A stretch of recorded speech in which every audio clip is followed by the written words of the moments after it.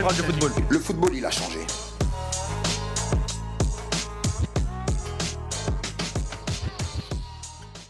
Salut à tous, je suis très content de vous retrouver pour un nouvel épisode d'un nouveau format, l'épisode 1 d'un nouveau format qui va s'appeler Dans la zone. Je mets direct les pieds dans le plat, je vais vous expliquer ça tout de suite, mais d'abord, je vais présenter qui est avec moi et nous ne sommes que 3 pour cette vidéo et vous les voyez. Yohan, comment ça va ? Ça va super bien. Ouais, Ouais. tranquille. Je suis content d'être là. Ouais. T'en as pas l'air. Mais c'est super, hein, c'est la première fois qu'on Ça fait. va gros Attends. Bonjour à Bassim, tous. bonsoir. Bonjour. Ça va ? Ouais, ça va. Maintenant, tu peux parler. Chips. C'est la première fois qu'on fait un truc tous les 3. Non, c'est pas vrai. Ah ouais ? Pas sûr. Pourquoi on a fait une vidéo spéciale Coupe du Monde ? Oui. Genre la Belgique peut-être. ou un truc comme Peut-être. ça, ou une équipe dans le genre. On Yohan avait avait vu l'avenir maîtrisé encore. Espagne-Allemagne, peut-être, quelque chose Ouais, comme ça. Exactement. Bon, c'est quoi dans la zone ? Alors, dans la zone, ça va être, sur le principe, ce n'est rien d'autre qu'un top 3. Un top 3 de moments spéciaux. Et des moments spéciaux qui vont être selon les joueurs, selon notre Club, inspiration ça peut aussi. être un joueur, un homme, un club, une équipe. Un moment où Voilà. ils auront été dans la zone. Vous connaissez cette expression, ce moment de lévitation où quelqu'un ne touche plus le sol, il est dans la zone. Voilà. Autant vous dire que ça va quand même être souvent des masterclass, Bien souvent sûr. des grands joueurs, parce que... Peut-être. Comment ça peut être Il y a On des fait petits pas- joueurs qui ont été dans la zone. Hein. Ne nous fais pas le hipster. Et là, pour le premier Johan épisode... Elmander, c'est un grand joueur ? Non, il a été dans la C'est un zone à un bon moment joueur, donné. c'est un bon joueur. Un jour, on en parlera. Pour le premier épisode, ça sera l'homme d'une compétition, ça sera CR7, Cristiano Ronaldo. Ouais, Cristiano Ronaldo, Ligue des Champions. Pas du tout, et pour le coup, là, on avait l'embarras du choix en termes de contenu, en termes de moments. Pas forcément que des buts. Alors là, on a pris quasiment que des buts, Ouais. mais c'est important d'avoir Des le petit moments. storytelling, voilà, et avec sûr. certaines choses qui se sont passées. Si je fais un geste, d'ailleurs, vous pouvez le remarquer. Premier choix de Bassim, ça sera son 3e. Bah attends, on écrit dans les... Bah, tu mets un truc, tu nous mets ton choix. Arsenal. Arsenal, donc on va se placer en 2008-2009, saison 2008-2009, la première dernière saison de Ouais. Cristiano Ronaldo à Manchester United. J'ai choisi ce moment parce qu'il plante un doublé en demi-finale de Ligue des Champions. C'est ses derniers buts avec United en Ligue des Champions jusqu'à son retour. Et c'est Cristiano, c'est marrant qu'on décide d'en parler pour la Ligue des Champions. On le lie à la Ligue des Champions, ça n'a pas toujours été l'homme de la Ligue des Champions. On va voir le but. On Il a va... mis du temps à créer cette relation d'amour avec la Ligue des Champions.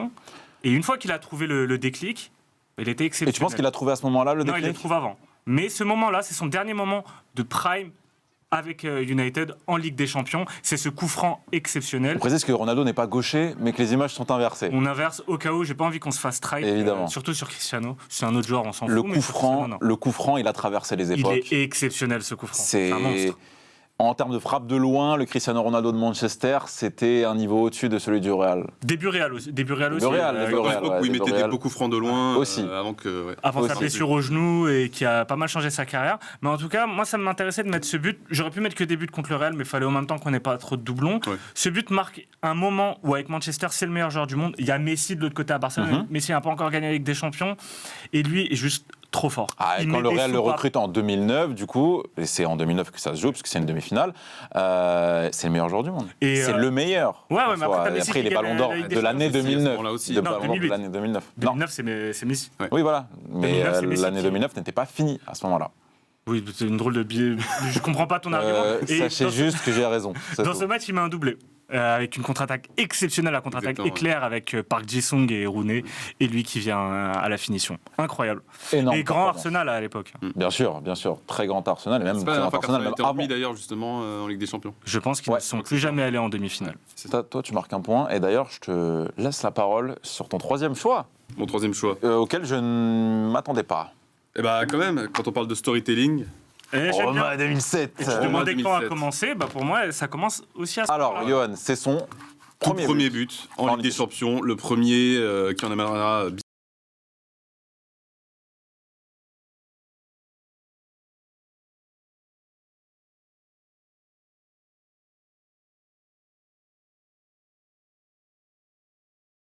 ouais, donc comme je disais, soirée mémorable, parce que la Roma en plus était hyper bonne à cette époque, Vous avez entraînée par éliminé l'OL. Spalletti, Ouais. avec les Mancini, etc.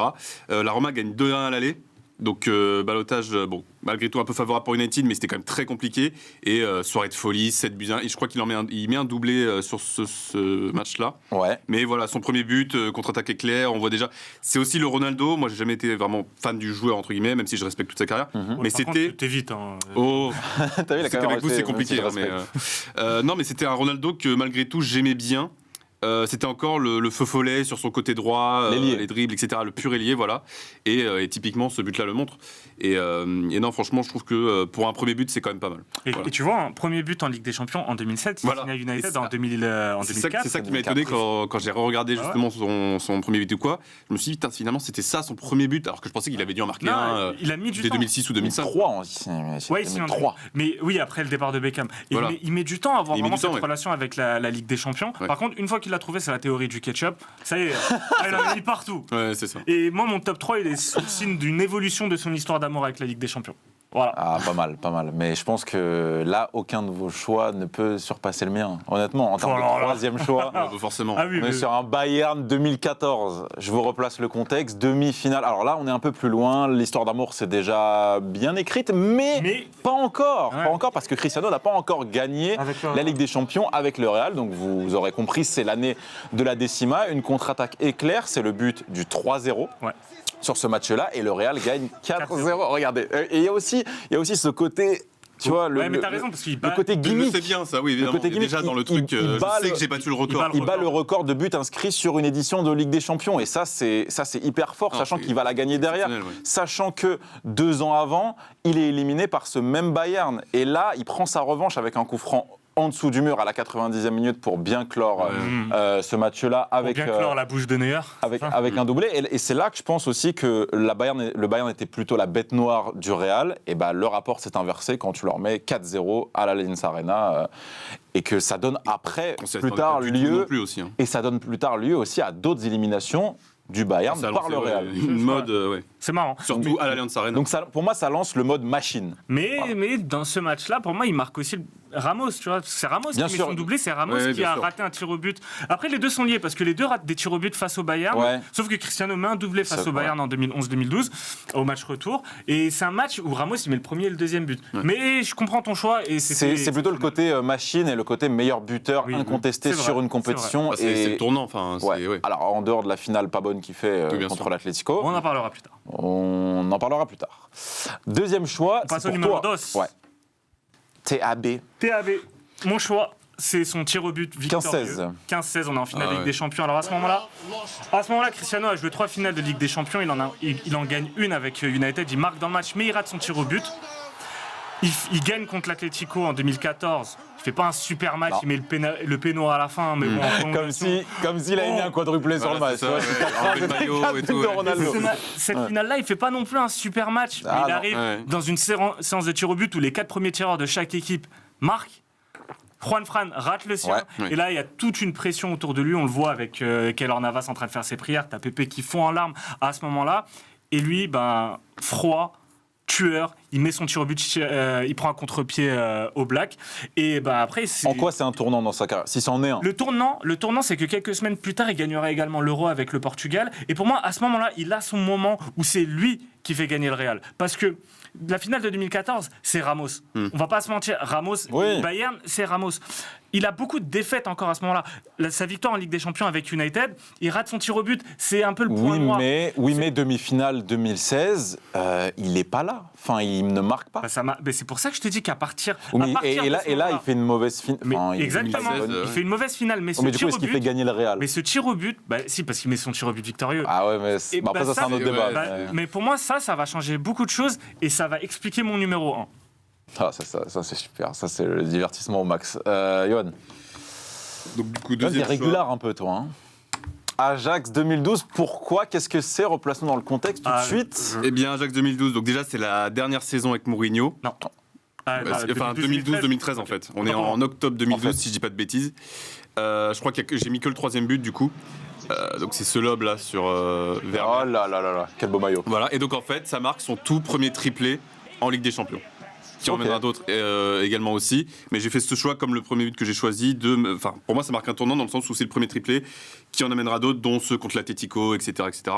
Et justement, c'est une saison qui est malgré tout, je sais pas, pour le Real, peut-être moyenne, si on peut dire, même si au final il y a la demi-finale, etc. Mais Alors, elle n'est pas belle, la fin de Mourinho. Elle est pas belle, mais malgré tout, je trouve que c'est pas non plus une très mauvaise saison. Non, voilà.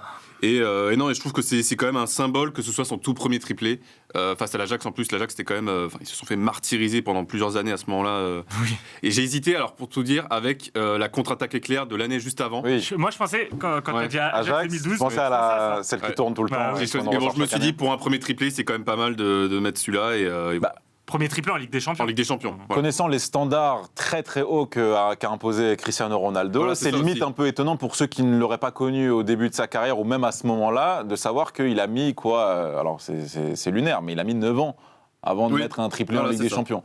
Évidemment, c'est pas une performance Mbappé, il a mis 2 ans, normale.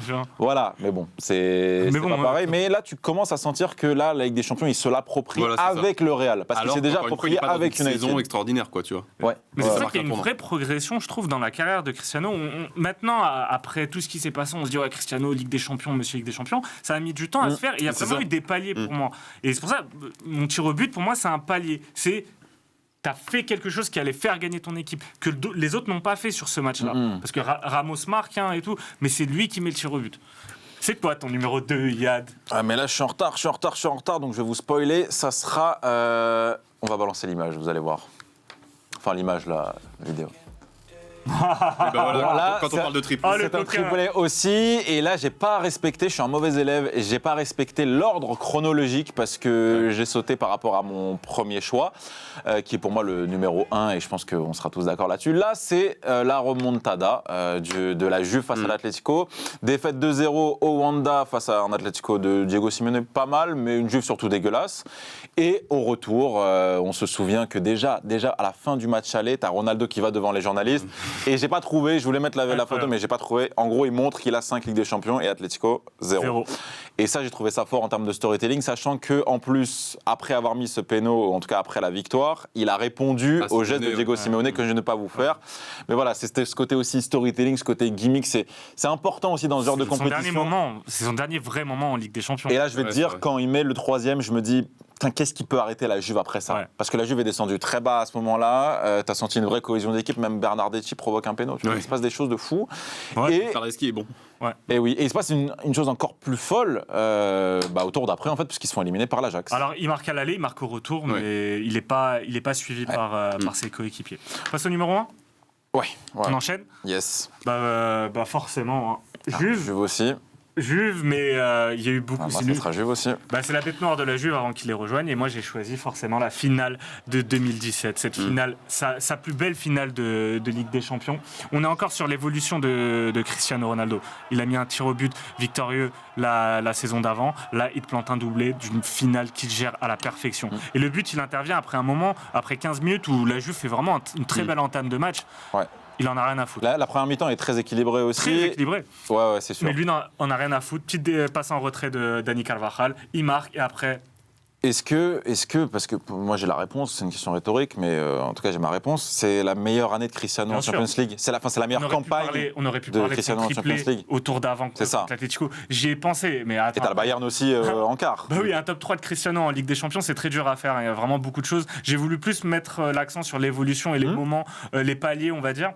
Sa finale la plus réussie. Là, à ce moment-là, c'est sa finale la plus réussie. C'est pas facile de réussir et une campagne de Ligue des Champions et réussir ta finale. Et Cristiano, ce qu'il n'avait pas fait avant, forcément. Exactement, il a réussi tous ses parcours, mais la finale, à chaque fois, c'est le point noir. Là, rien à dire du début à la fin. Rien à dire, ouais. La Juve a quand même beaucoup plus prêché en seconde mi-temps. Le Real a pris plus l'ascendant en seconde mi-temps. La première mi-temps était beaucoup plus équilibrée et doublé de Cristiano. Il aurait fallu que Bonucci mette une tarte à Dybala.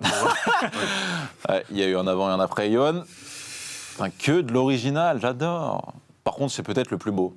En termes d'esthétisme pur, c'est peut-être le plus beau. Et alors, ce que j'aime bien du coup sur la vidéo que j'ai trouvée et qui va passer, c'est que pour une fois, c'est un angle qu'on connaît pas trop. Enfin, moi, généralement, j'ai toujours vu ce but avec l'espèce de zoom qu'il y a au moment où il tire.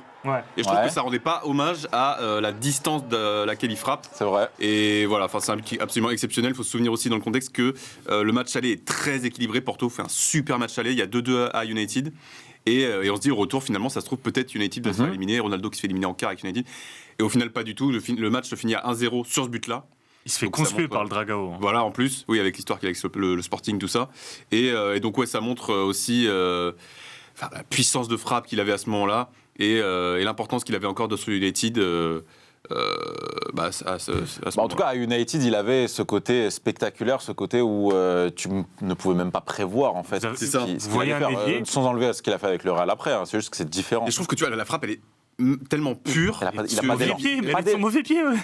C'est ça. Non, il est du droit. C'est fait du Il a mis des bêtes de frappe pied gauche. Oui, aussi. Mais tu vois, même les grosses frappes qu'il a mis au Real, je pense à celle contre Osasuna. Ouais. Je trouve que dans la pureté de la frappe, ça n'atteint pas celle-là. Oui. Ouais, peut-être. Mais vous avez un ailier aujourd'hui qui met des buts comme ça. Oui, voilà, par exemple. Vous avez ça aujourd'hui. La première fois que j'ai vu ce but-là, moi, j'en vois plus. Non. C'est fou.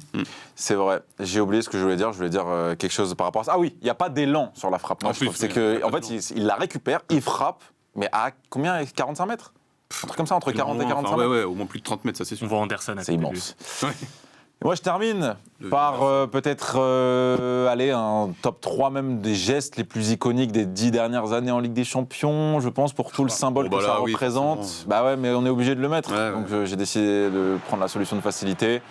Donc Sandro Carvajal est là, l'histoire parle. Un retourné 3-0 à Turin, oui, Yohan. J'ai envie de dire un truc, finalement, est-ce que ça lui a fait du bien de mettre ce but-là? Pourquoi tout ce qu'il a vécu après, voilà. Je me fais applaudir par tous les mecs de la Juve. Je pense que ça l'a convaincu de signer. Déjà, pour moi, c'est à ce moment-là où tout le monde commence à se dire putain, il se fait applaudir par les mecs de la Juve et tout. Il commence à penser pourquoi pas un départ, tout ça, avec tout ce qui va venir après. Donc évidemment que c'est un but absolument magnifique. Mais tu vois, si tu veux un peu tiquer ou être un peu malsain sur le truc là, tu peux te dire finalement. Oui, il aurait jamais dû quitter le Real. Et si on l'avait pas applaudi à ce moment-là, voilà, s'il n'est pas ce but, ça l'applaudit pas. Il se dit pas putain, j'ai peut-être envie d'aller à la Juve ou quoi, tu vois. Et tu rajoutes. Attends. Et tu rajoutes à ça le fait que ça soit un but très utile.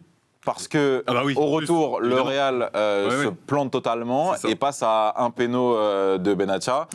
Marqué par Cristiano, de se faire éliminer. Donc sans ce but-là, qui en plus des spectaculaires, est très utile pour la qualification en demi. C'est vrai. Mais c'est le but du 2-0. C'est Marcelo qui met le but du 3-0. Oui, mais bon. Si on prend la balance, tu m'as pris sur le but pied gauche. Psychologiquement, ça atteint quand même les mecs de la Juve à ce moment. Ah oui, tu vois la tête de Buffon, les mecs qui sont là. Et surtout, on parle de la Juve à ce moment-là, c'est plus le cas maintenant, mais c'est un très gros d'Europe. C'est un client, tu te dis. Finaliste en titre.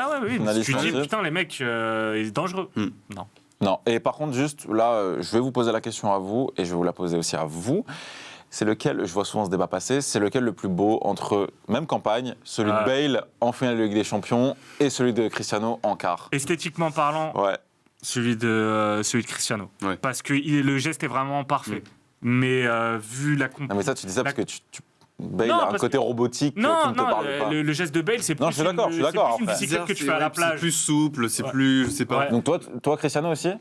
Ouais, dans la pureté du geste, qui adore Bale. En fait, c'est tellement imparable et tout que genre, enlève le fait que quand puissance en fait. Oui, mais enlève le fait que quand tu vois Bale, tu vois pas que t'as pas vu Cristiano. Non, mais celle de Bale, elle a un côté hasardeux. Genre, c'est un truc vraiment. Non, mais c'est un peu. Mais non, je te jure, c'est un peu un Ave Maria. Genre, je tente le truc parce que s'il y a pas d'autres trucs à tenter. Cristiano, tu trouves ça maîtrisé? Cristiano, au moment où Carvajal centre, tu sens qu'il voit, parce qu'il la tente beaucoup, la bicyclette. Et il en a tenté énormément avec le Real, il s'est éclaté le dos moult fois. Et là, il le fait à la perfection. Elle est très élégante par rapport à celle de Bale. Celle de Bale, elle est moins... Je trouve ses deux jambes partent un petit peu en vrille. Bon, après... elle est immense. Moi, tu me demandes de comparer des trucs de fou. Ronaldo, c'est plus la hauteur de là où il prend le ballon et surtout la puissance qu'il met dedans, tu vois. Que Bale, elle est magnifique, celle de Bale, mais...